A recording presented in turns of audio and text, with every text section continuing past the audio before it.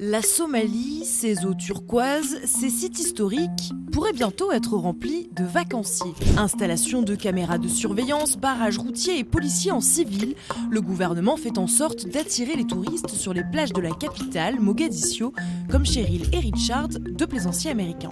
Pour être honnête, j'étais assez hésitante à venir. On entend tellement parler de ce pays et on reçoit des avis aux voyageurs qui disent « restez loin » ou encore « nous ne vous protégerons pas si quelque chose arrive ». Et assurez-vous de rédiger un testament avant de partir, etc.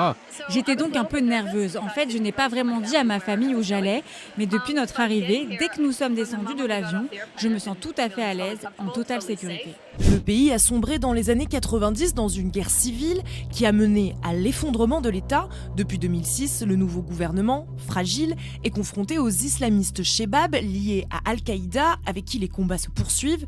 Mais une percée fin 2023 de l'armée somalienne a permis aux autorités de reprendre le contrôle de quelques 200 villes et villages, redorant son image par la même occasion.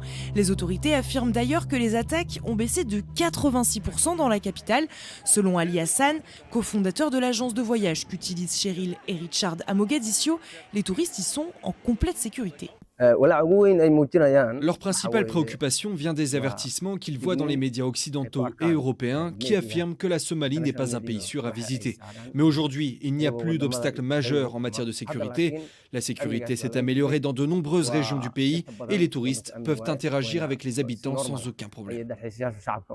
Pourtant, à peine 60 km de la capitale, la guerre fait encore rage. Les insurgés ont repris plus de 90% du territoire perdu en 2023 et avec eux, le contrôle de ponts vitaux pour l'approvisionnement de la ville. Cheryl et Richard, les deux touristes américains, sont toutefois ravis de leurs vacances. Nous nous promenons librement et les gens sont charmants, comme c'est souvent le cas.